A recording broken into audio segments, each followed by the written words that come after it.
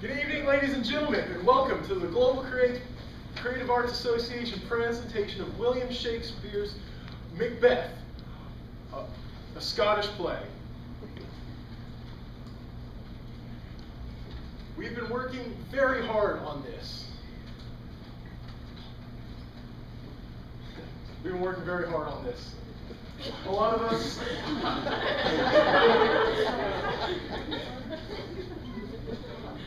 Someone's not working my teleprompter.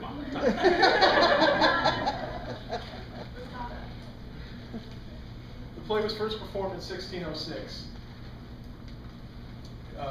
It's about a Scottish general who is spurred into action by his manipulative wife and turns to murderous treachery when he becomes seduced by the prophecies of three witches. Racked with guilt and paranoia, he is forced to commit more and more murders to protect himself from suspicion, eventually becoming a tyrannical ruler and falling into a realm of madness and throwing the country into civil war.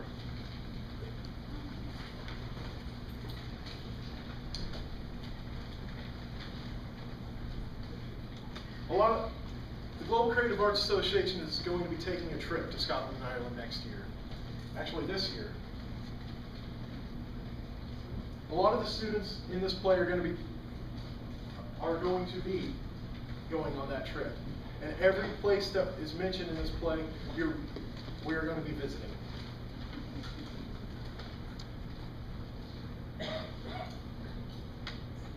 I want to take a minute to thank all of the people back there, because I am the Global Creative Arts Association president.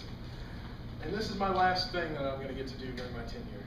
And it's been an honor and a privilege to work with all of these people, past, future, and present. members of this association are a step above everybody else. I couldn't be happier to spend the last 2 years working with these people. We kindly ask you all to refrain from using your phones, texting or talking during play, as it might distract your fellow playgoers and us up here. Thank you so much for being here. It's an honor.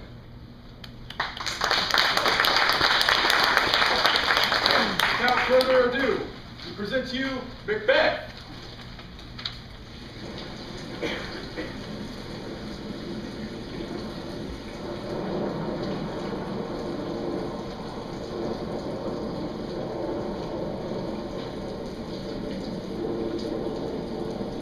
When shall we three meet again? In thunder, lightning, or in rain?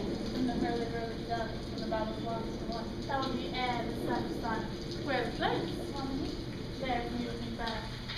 Fair is foul and foul is fair. Hover through the fog and fill the air.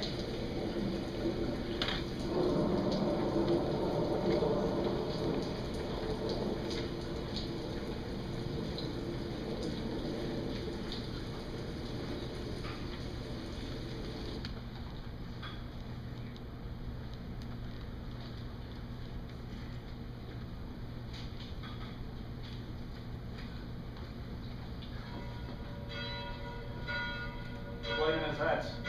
Give a put by seats by the plight of his revolt. Hail, great friend. Say to the king the knowledge of the broil as thou didst leave it. Doubtfully stood the merciless McGonagall. The multiplying abilities of nature do swarm upon him from the western isles.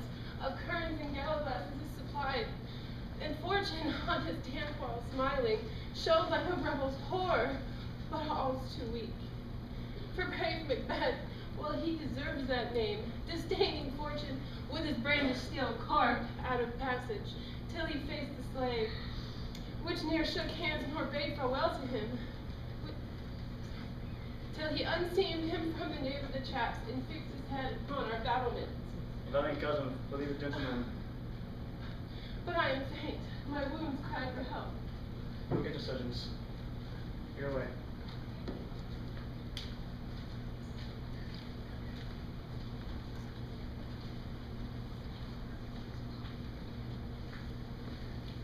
God save the king! Wherefore came this worthy thing? From Fife, my lord, the Thane of Cawdor is dead. What great happiness! No more than the Thane of Cawdor shall deceive. Our bosom interest go pronounce his present death, with forward title Greek Macbeth. I'll see it done. But he hath lost, no Macbeth hath won.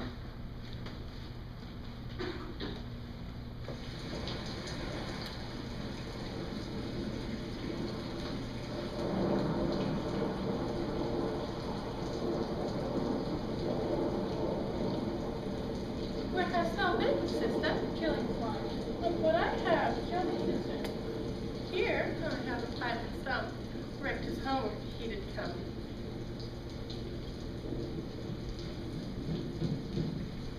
John, Macbeth hath come. So foul and fair a day I have not seen. How far is it called before us? What are these so withered and wild in their attire, that look not like the inhabitants of the earth, and yet are on it? Speak, if you can. What are you? All hail Macbeth, hail to thee, Thane Glamis. All hail Macbeth, hail to thee, Thane of Cawdor. All hail Macbeth, thou shalt be king hereafter. Good sir, why do you start and seem to fear things that do sound so fair? My noble partner, you greet with great presence and great prediction of noble having and hope, that he seems rapt withal. To me you speak not. If you can see into the graves of time, speak then to me and tell me which will grow and which will not.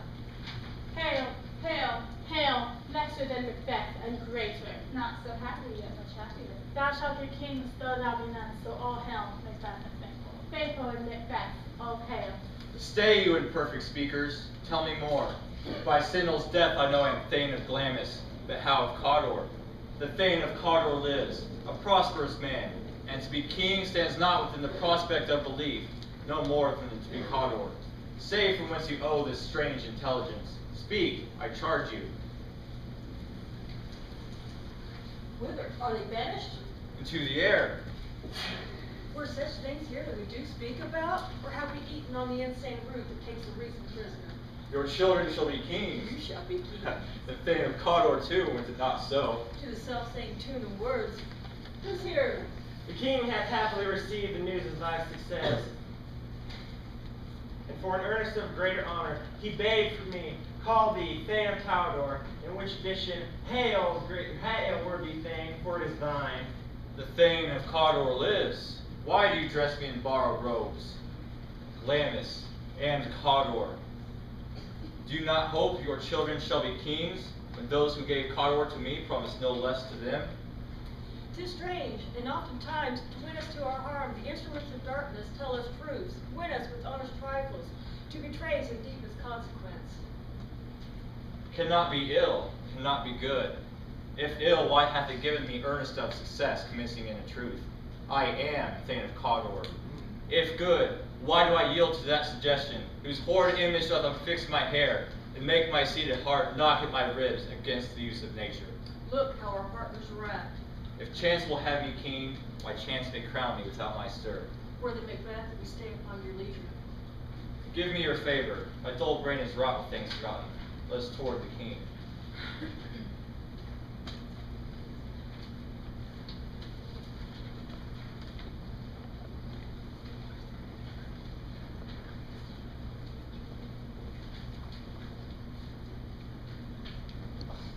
His execution on Cawdor. My liege, he confessed his treasons, implored his highness's pardon, and set forth a deep repentance. Nothing in his life became him like believing it. Odious cousin, the sin of my ingratitude even now is heavy upon me. More was I due than all that I can pay. The service and the loyalty I owe, in doing it pays itself. O Banquo. O Banquo, no less deserved, would be made known, would even done so. Let me enfold thee and hold thee to my heart. There if I grow, the harvest is your own. Sons, kinsmen, and thanes, and those whose places are nearest, whom we will establish our estate on our eldest Malcolm, who shall be named Prince of Cumberland hereafter. Sign nobles shine like stars upon all deservers. The Prince of Cumberland. That is a step upon which I must fall down, or else overleap, for in my way it lies. Stars, hide your fires, let not light see my black and deep desires.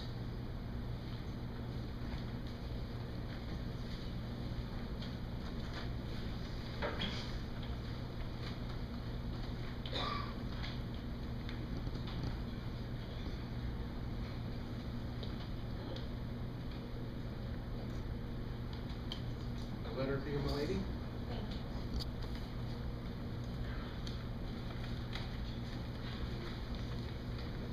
My dearest wife, I have wonderful tidings. While on a stroll with Banquo, we encountered 3 weird sisters, and implored them to speak. They began to circle me, and let loose several prophecies from thy tongues. The sisters foresaw that I shall not only be Thane of Glamis, but of Cawdor as well, and future King of Scotland. Filled with questions and intrigue my mind became. When I burned to question further, they vanished.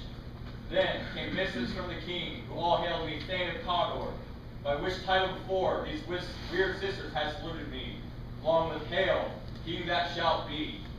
This have I thought good to deliver thee, my dearest partner, that thou may not be ignorant of what greatness is promised. Love, Macbeth.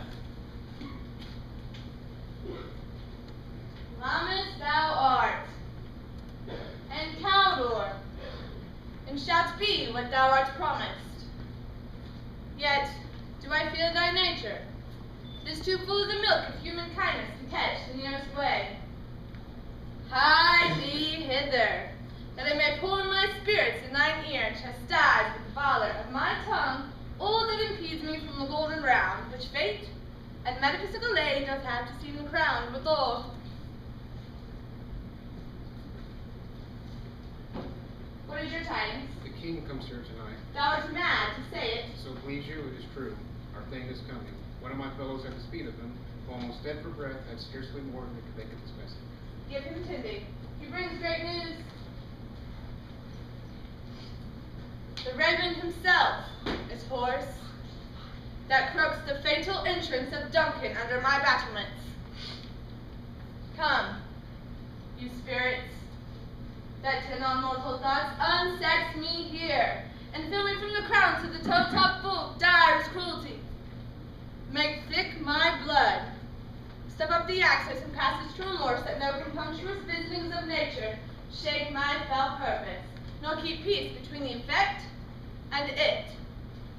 Come up to my woman's breasts and take my milk for ghoul, you murdering ministers, wherever in your silent acceptance you wait on nature's mischief.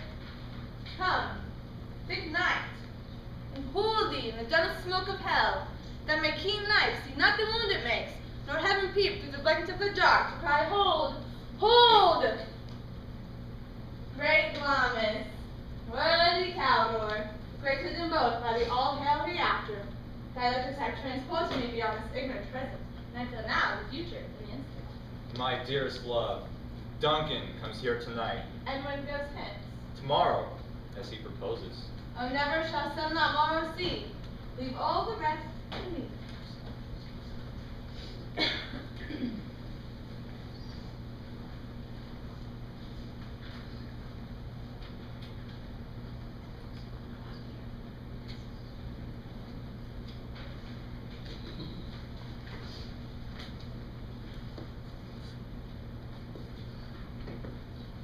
Discuss with the pleasant seats. Heaven's breast, most wooingly in here I have observed the air is delicate. Hostess. All our service in every point twice done, and then done double, or poor and single business to contend against those honors deep and broad wherewith your majesty loads our house. Conduct me, mine host. We welcome family in your graces towards him.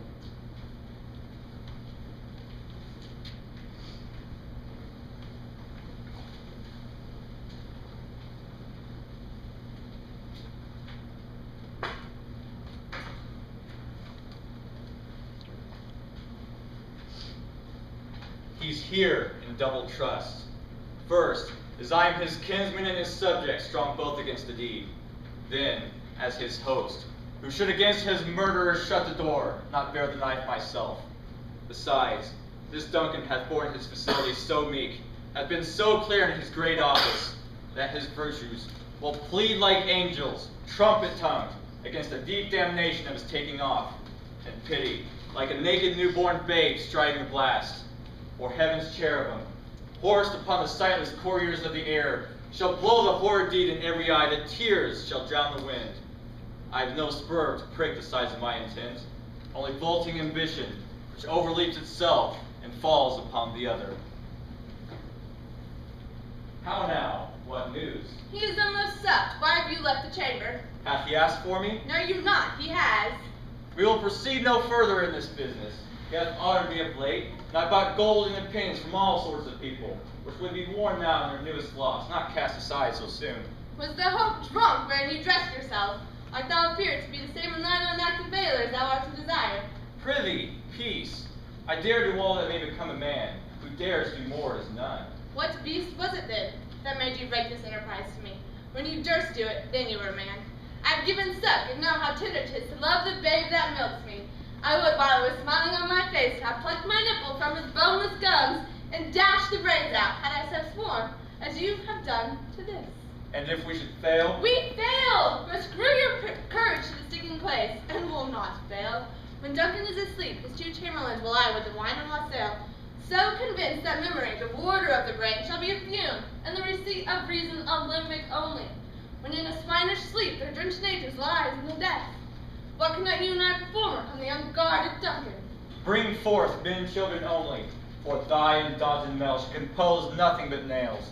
Will it not be received when we have marched with blood the sleepy to his own chamber, and use their fairy daggers that they have done it? Who dares receive a other, as we shall make our griefs and clamor roar upon his death? Away, and mock the time of fair show. False face must hide what false heart does know.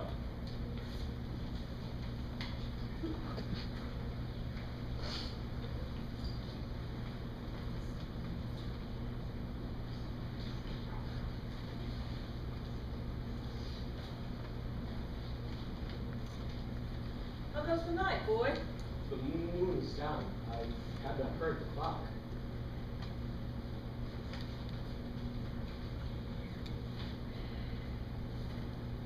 Who's there? A friend. What, sir? Not yet at rest? I dreamt last night of the three weird sisters. To you they have shown the truth. I think not of them. Yet, when we can entreat now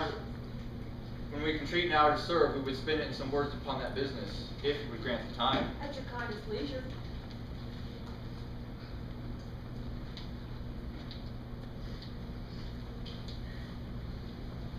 Is this a dagger which I see before me, the handle toward my hand? Come, let me clutch thee. I have thee not, and yet I see thee still. Art thou not fatal vision, sensible and feeling as to sight? Or art thou but a dagger of the mind, a false creation proceeding from the heat-oppressed brain? Nature seems dead, and wicked dreams abuse the curtained sleep. Witchcraft celebrates pale Hecate's offerings, and withered murder, alarmed by his sentinel the wolf who houses watch. Thus, with his stealthy pace, with Tarquin's ravishing strides towards his design, who's like a ghost. I go, and it is done. The bell invites me.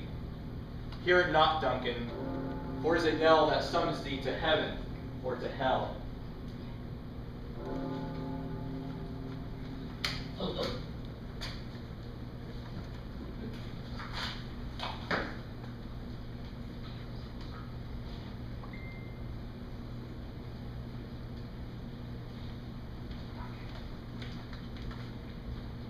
Alack, I'm afraid they have awakened, and 'tis not done. If you had not resembled my father as he slept, I had done it. I have done the deed. Didst thou not hear a noise? I heard the owl scream and the crickets cried. Who lies in the second chamber? Donald A. This is a sorry sight. A foolish thought to say a sorry sight. There's one did laugh in his sleep, and one cried murder, that they did wake each other. I stood and heard them, but they did say their prayers and address them again to sleep. As they see me with his hangman's hands listening their fear, I could not say amen when they did say God bless us. Consider it not so deeply. But wherefore could I not pronounce amen? I had most need of blessing, but amen stuck in my throat. These deeds must not be thought after these ways. So it will make us mad. Go get some water and wash this filthy witness from your hand. Why did you bring the dagger from the place? They must lie there. Go, carry them, and smear the sleepy grooms with blood. I'll go no more, for I'm afraid to think what I have done. Look upon it again, I dare not. Infirm of purpose, give me the daggers. The sleeping and the dead are but as pictures. 'Tis the eye of childhood that fears and paints the devil. If you do bleed, I'll gouge the faces of the grooms withal, for it must seem their guilt. Whence is that knocking? How is it with me, when every noise appalls me? My hands are of your color, but I shame to wear a heart so white. There is knocking at the south entry. Retire we to our chamber. A little water clears us of this deed. How easy is it then?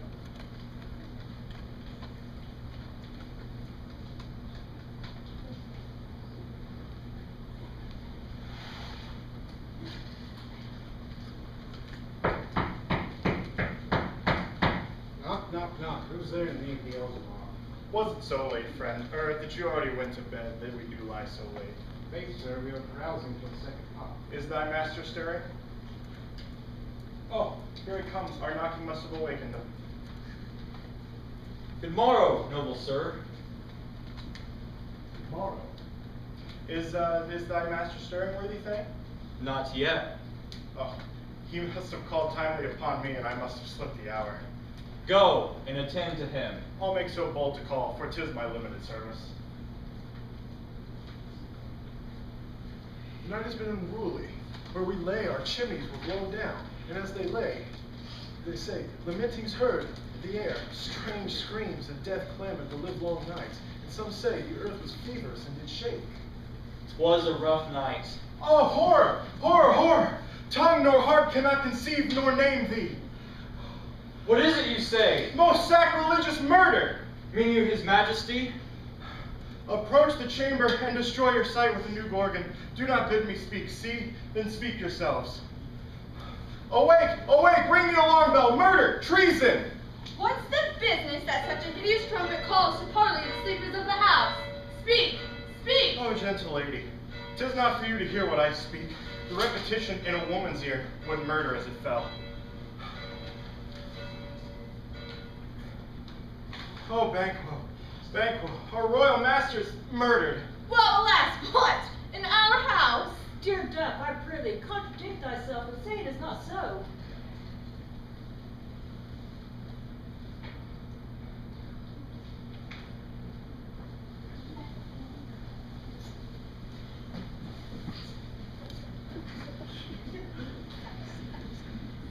Oh, had I but died an hour before this chance, I'd live the blessed time. For from this instant, there's nothing serious in mortality. All are but toys. Renown and grace are dead. What is amiss? Your royal father's murdered. By whom? By whom, I say, by whom? Those of us clamor, as it seemed, had done. Their hands and faces were bandaged with blood, and so were their daggers. Oh, yet I do repent me of mine fury that I did kill them. Wherefore did you so? Who can be wise, amazed, tempered and furious, loyal and neutral in a moment? There lay Duncan, his silver skin laced with his golden blood, and his gashed stabs looked like a breach in nature for ruin's wasteful entrance. There, the murderers, steeped in the colors of their trade, their daggers unmannerly breached with gore.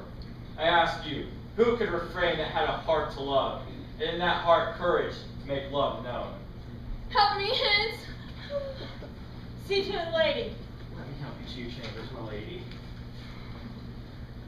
Let us meet and question this most bloody piece of work to know it further. Fears and scruples shake us. In the great hand of God I stand, and thence against the undivulged pretense I fight of treasonous And malice. so do I. And so all! Let us briefly upon manly readiness and meet in the hall together.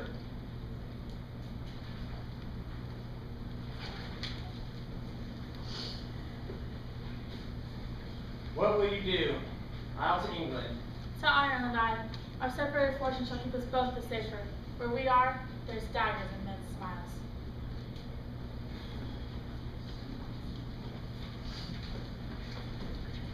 Is it known who did this more than bloody deed? Those that Macbeth had slain. Then 'tis most likely the sovereignty will fall upon Macbeth. He is already named and gone to Scone to be invested. All to Fife, and my cousin to Scone.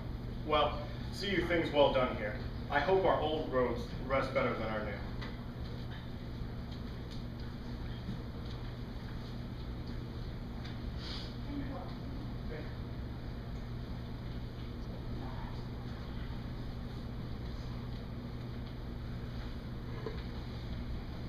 Thou hast it now, King, Calder, Glamis, all, as weird women promised, and I fear thou may place most vilely for it. Yet it was said it should not stand in thy posterity, but that myself should be the root and father of many kings. If there come truth from them, but hush, no more.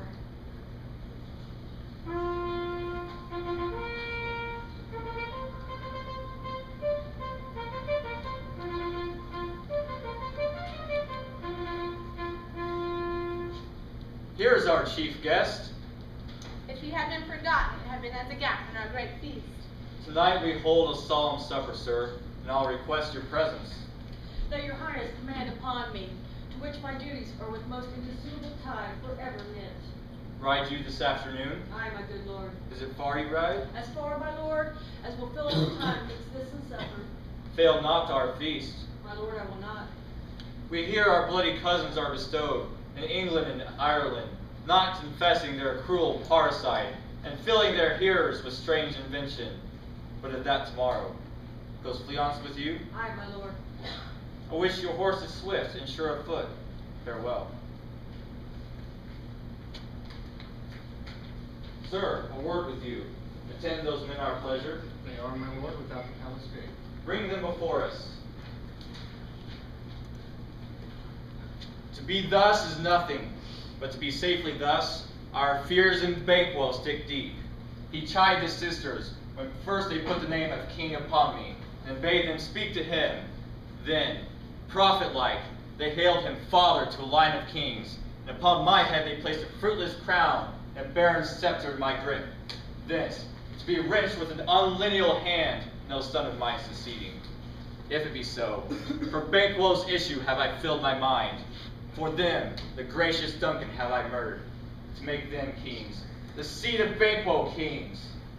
But, rather than so, come, fate, answer the list, and champion me to the utterance. Who's there?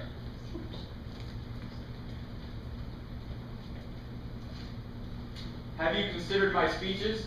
All of you know Banquo was your enemy. True, my lord. Well, so is he mine. And though I could, with barefaced power, sweep him from my sight and bid my will vouch it, yet I must not. For certain friends who are both his and mine, whose love I may not drop, but wail his fall, who I myself struck down. Thence it is, that I to your assistance do make love, for sundry weighty reasons. We shall, my lord, perform what you command us. Within the hour at most, I will advise you where to plant yourselves, acquainted with the perfect spot of time, for it must be done tonight. Fleon's his son, who keeps him company, must also embrace the fate of that dark hour. Get thee gone. Tomorrow we'll hear ourselves again.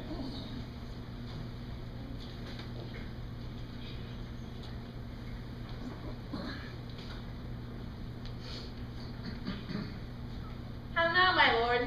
Why do you keep alone, using those thoughts which should indeed have died with them they think on? It's done, it's done. We have scotched the snake, not killed it. Gentle, my lord, the gore your rugged looks, be bright and jovial among your guests tonight. So shall I, my love, and so I pray be you.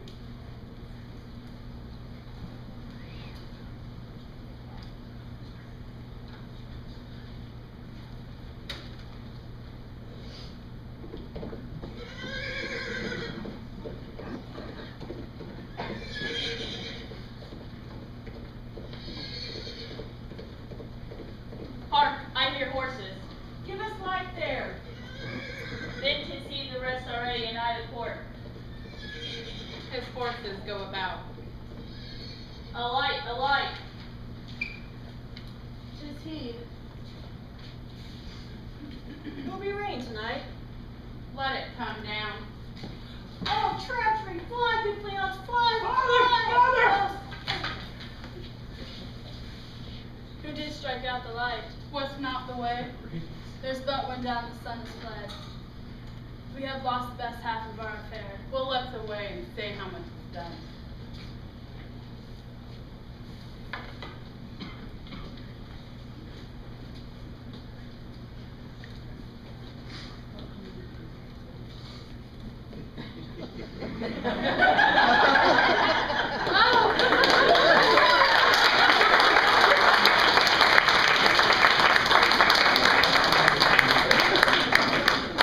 There will be a musical performance during intermission from Austin House and Kirsten Neil. Neil. Performing.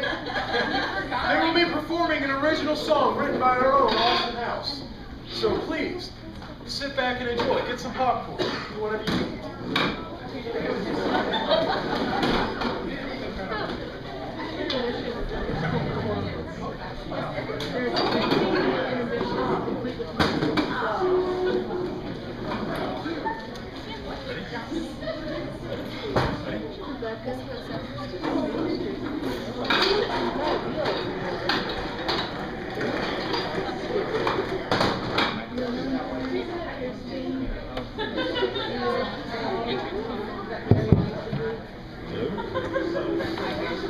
Hello, everyone. Thank you for coming out tonight. This is Kirsten. I'm Austin House. Hi, I'm terrified. Welcome to Ivy Tech Community College's production of Macbeth.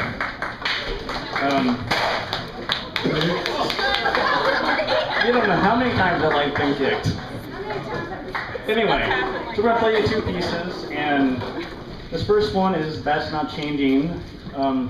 You all have the main thing about this piece is everyone at some point needs to grow into themselves, and a friend of mine told me that last month and it's stuck with me ever since. So here we are. Ready, Kirsten? I suppose so. Okay. I'll do what I can. Find my pedal. There we go. Ready?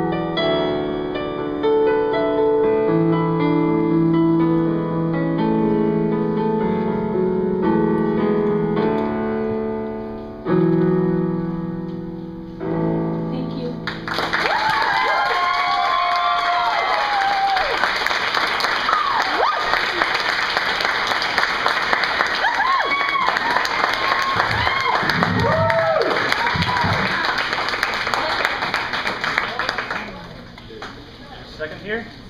Gotta get adjusted. Okay. Still adjusting. So the second piece, can't really describe this one. Next piece is called Diamond Eyes. It's pretty much the title. Here we go.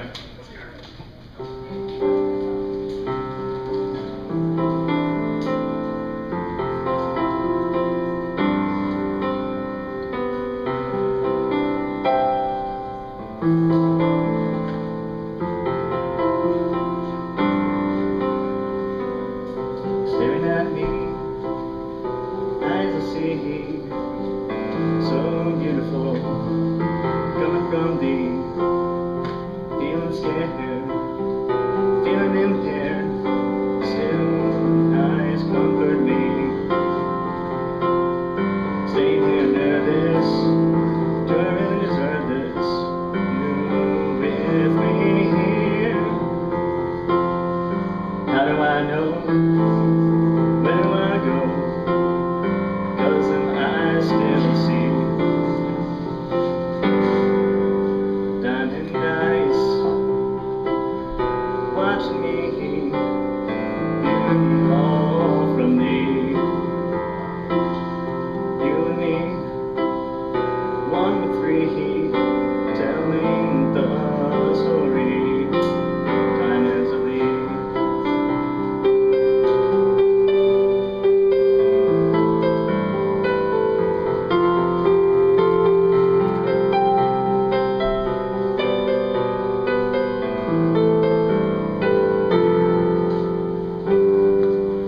Looking at you, what can I do? Just wanna be with you. How do I know? How can I show? Still they are with me. Is it the weight I'm bearing? Just wondering how you're faring. 'Cause I don't know where we will go. Ice and snow, with roses to sow. Diamond eyes watching me, beauty all from me. You and me, one and three, telling the story. Diamonds of thee. Oh,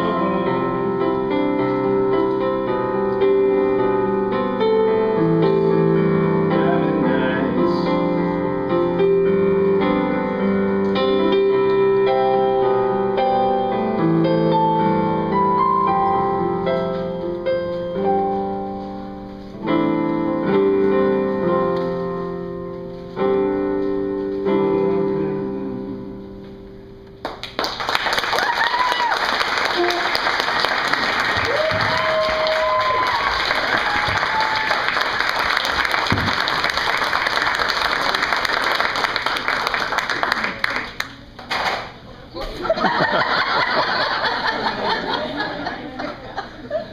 Oh, yeah. And last but not least, Jalen Maddox. Cell phone to take pictures of. I have no battery and no storage. Are you taking pictures? Yeah, I'll take pictures. Okay. I'll send them to you. You can turn it off. Light now.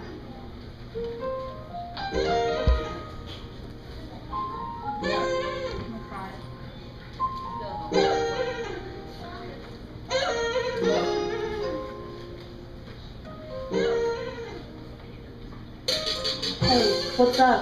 Can you fill that cup? Let's talk about this play Shakespeare wrote one day. This guy's name is Macbeth. Dude's wife is a mess. He took some daggers, stabbed some people. You know, just a normal day. These three weird witches, man, were they some? No, really though. They played with his head. He wanted people dead. Now on to Malcolm and Donovan. They weren't that lame, but you've met some. You'll soon meet some more. Macbeth is a tragedy. His wife is a nut. But hey, you'll soon see the end is coming. So sit back and relax because this play is kind of whack. It might be hard to follow. We're trying to talk slow, but I'm done now. So sit back, relax, and watch the show.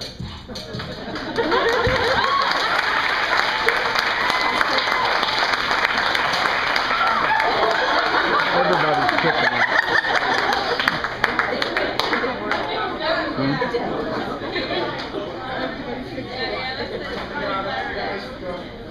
5, 6, 6, 5.